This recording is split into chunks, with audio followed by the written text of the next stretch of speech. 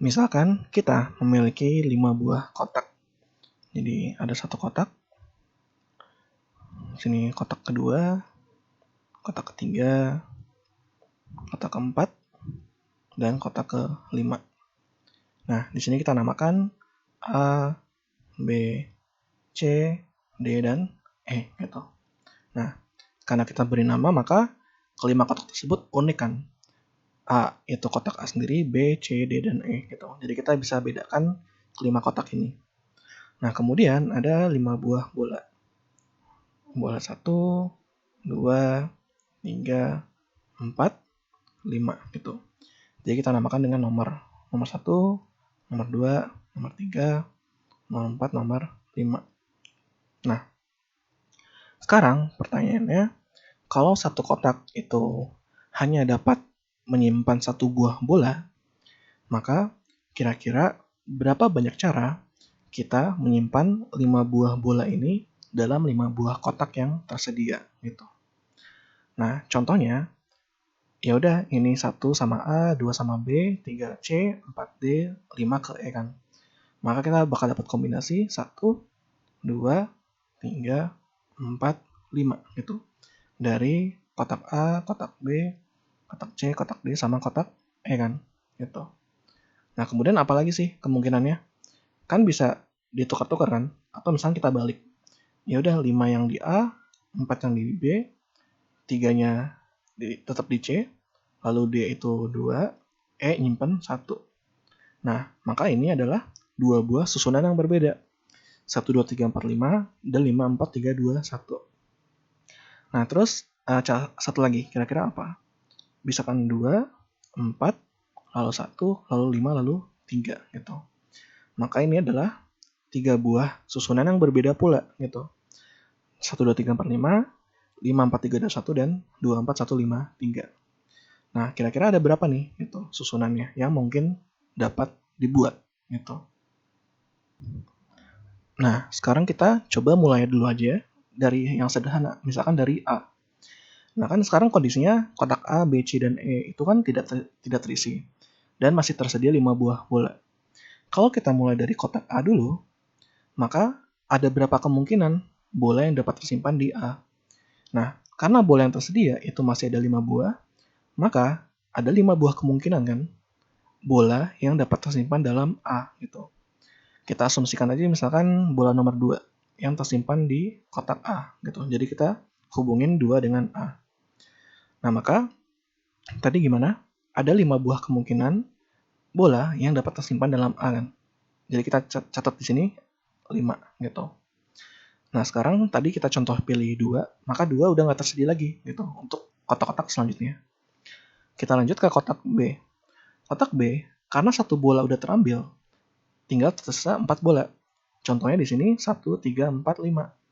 Nah, sama seperti sebelumnya, kita ada 4 buah kemungkinan ya udah, berarti ada 4 buah kemungkinan bola yang dapat tersimpan dalam B gitu.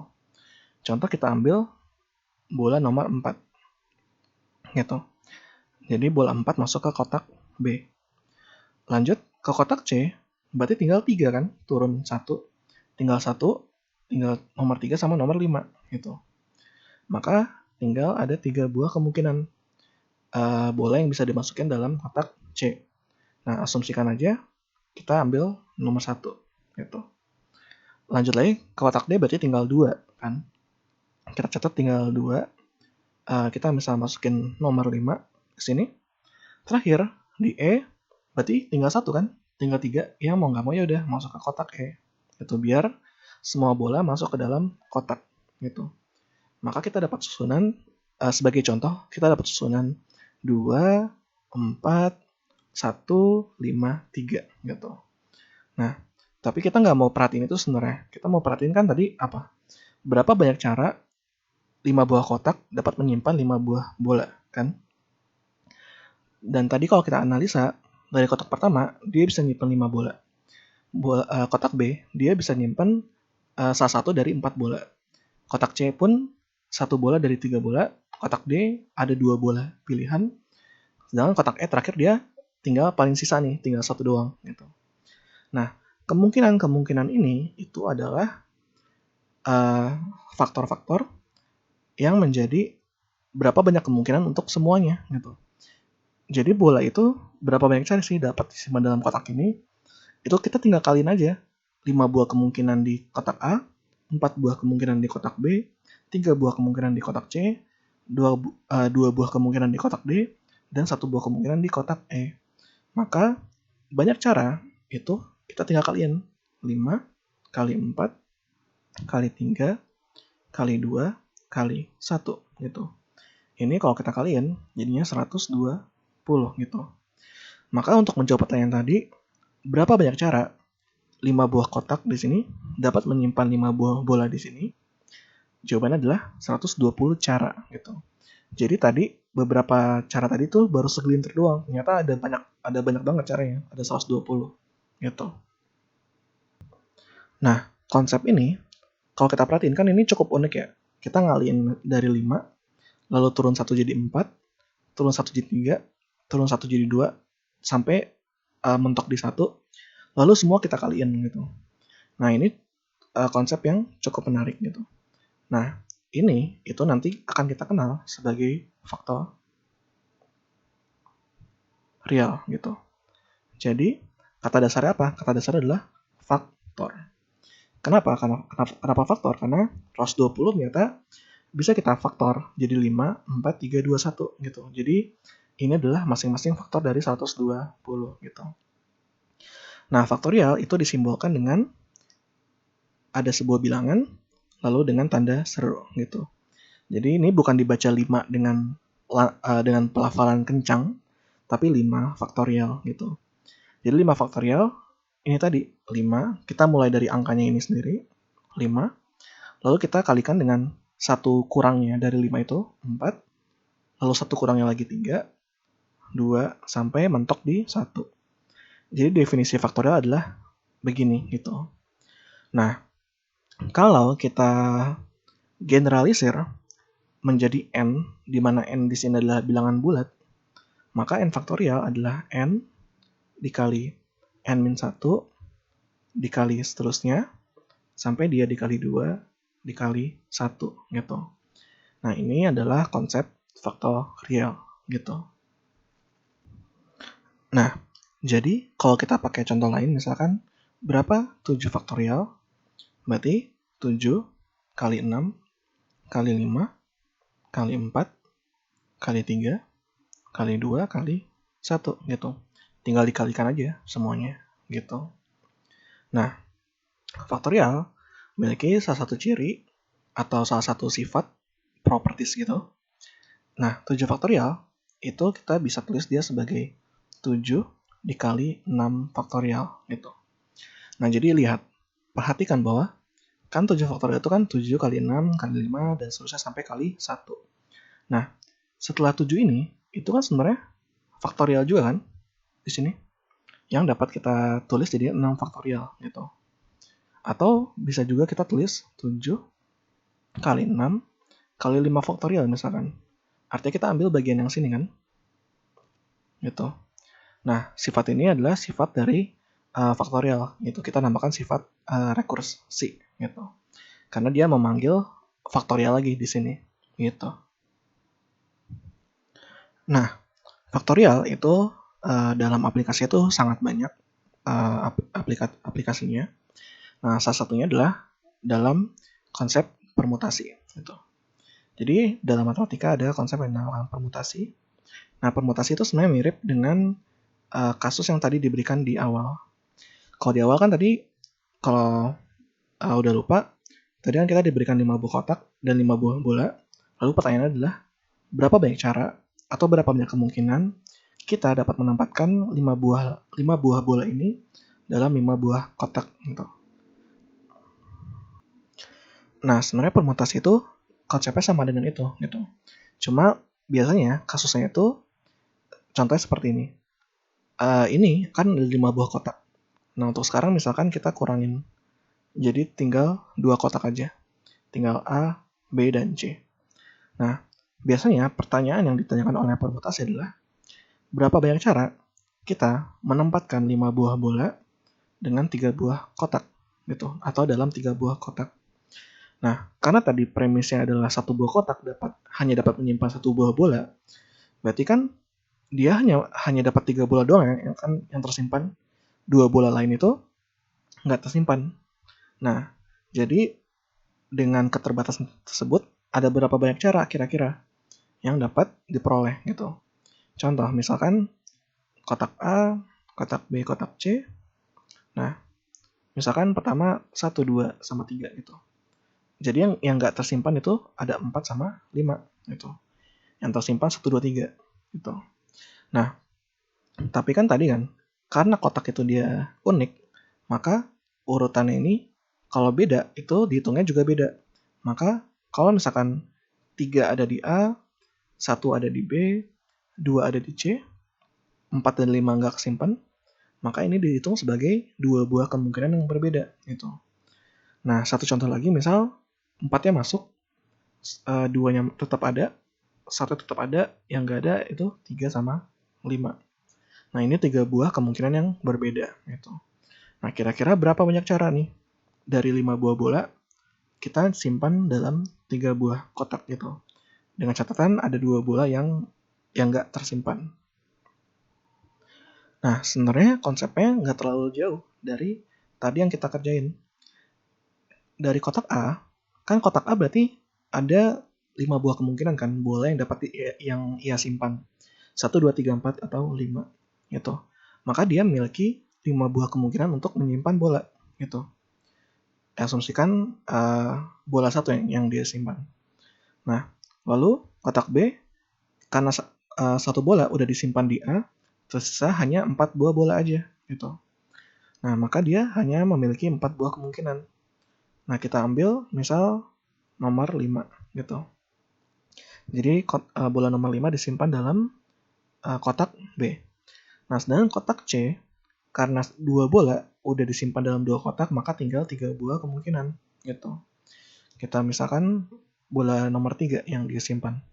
Maka bola yang tersimpan adalah 1, 5, dan 3. Yang nggak tersimpan 2 sama 4. Nah, maka kemungkinannya sama seperti tadi. Kita tinggal kalikan aja 5, 4 sama 3 gitu.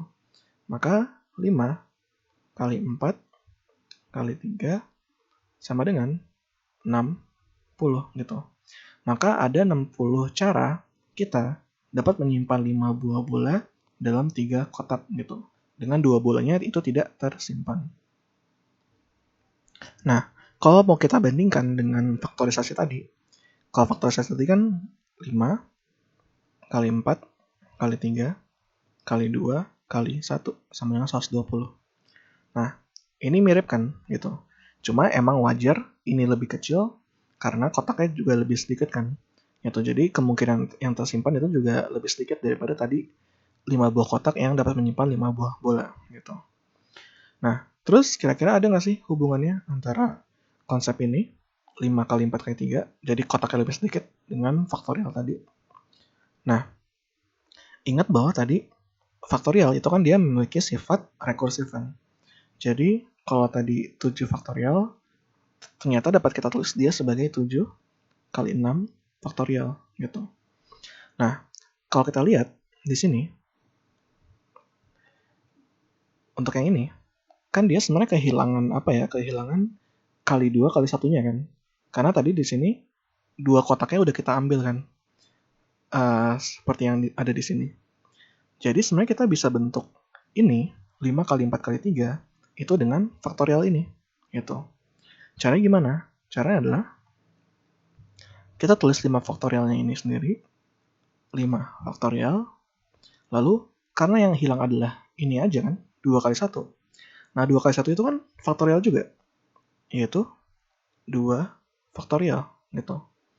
Nah, ini nilainya akan sama dengan 5 kali 4 kali 3 gitu.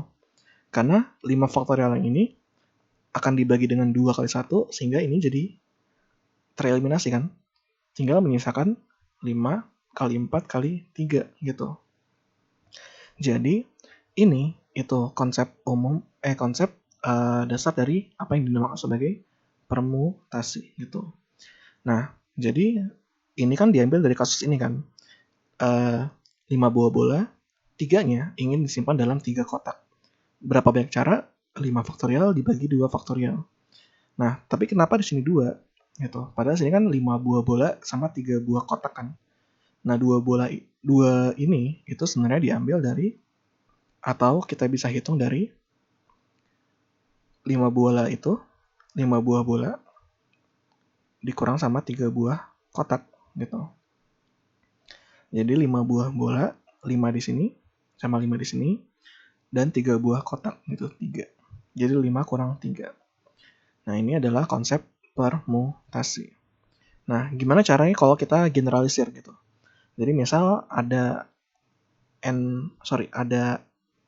R buah kotak, dan N buah bola misalkan. Dan N buah bola. Gimana caranya kita generalisir konsep permutasi ini? Nah, berarti permutasi itu kita bisa tulis dia sebagai P, lalu N, dan K. Nah, N di sini dia nilainya harus lebih besar daripada R ya. N dan R. Jadi di sini N dan R. Nah, permutasi N dari R atau R dari N itu adalah N faktorial. Seperti tadi, ada 5 buah bola, berarti di sini 5 faktorial. Namun, kita bagi dengan N dikurang R faktorial gitu. Sama seperti tadi, 5 buah bola dikurang 3 buah kotak gitu. Menjadi 2 faktorial.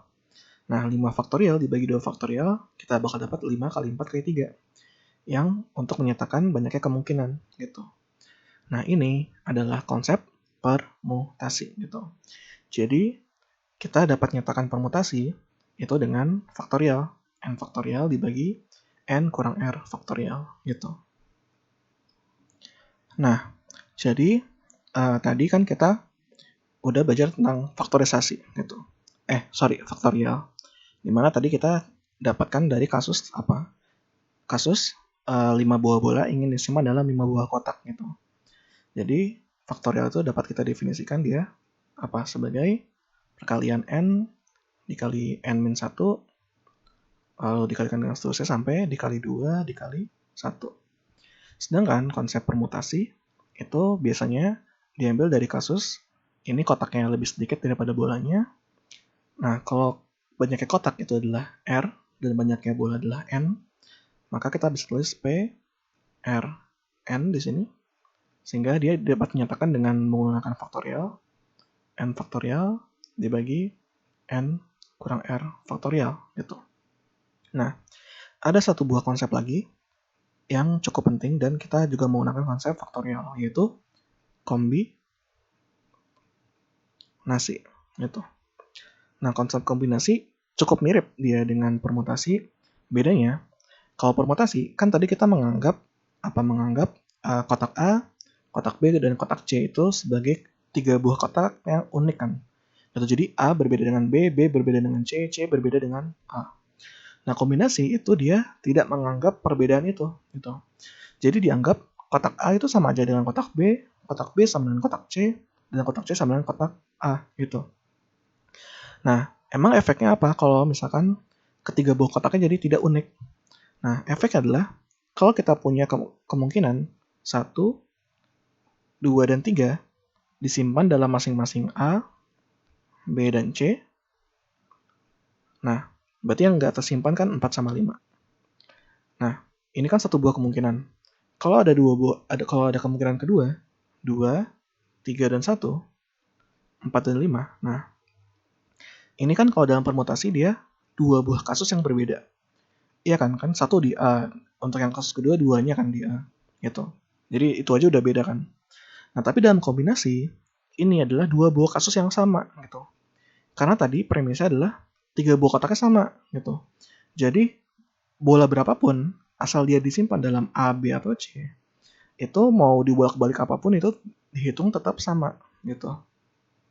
Nah, dia dikatakan berbeda kalau kombinasi bolanya itu juga beda.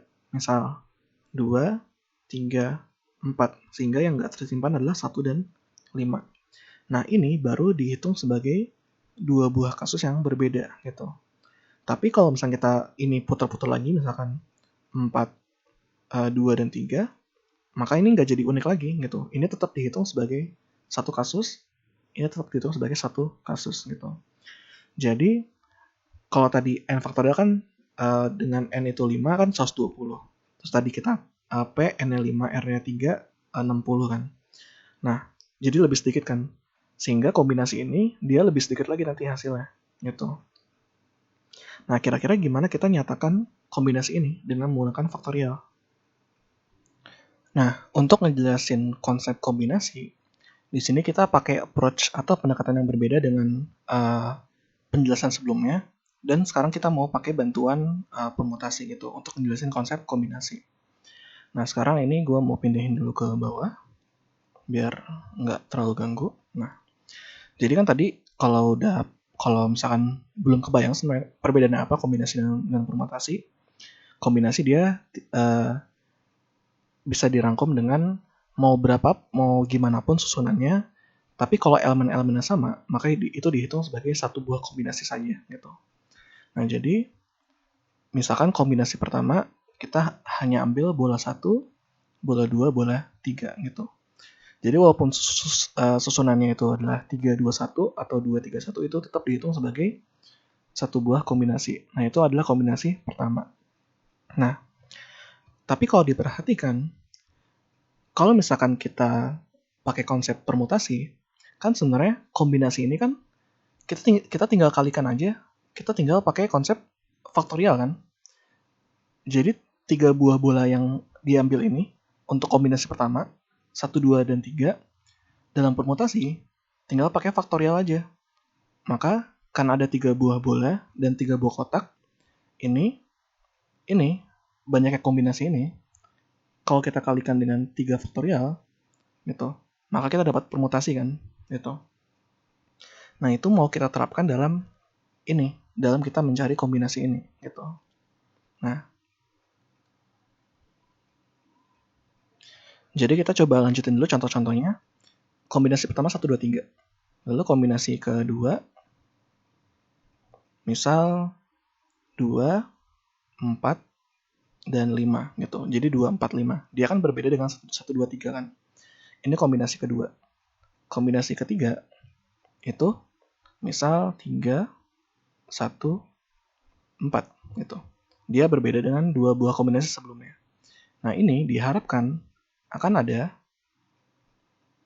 C, R, N buah kombinasi kan. R itu adalah banyaknya bolanya, di sini ada 5. Sedangkan di sini ada 3 buah kotak gitu. Nah, banyaknya kombinasi ini itu kita bisa hubungkan dengan permutasi dengan mengalihkan ini, banyaknya kombinasi ini dengan apa? Dengan 3 faktorial kan?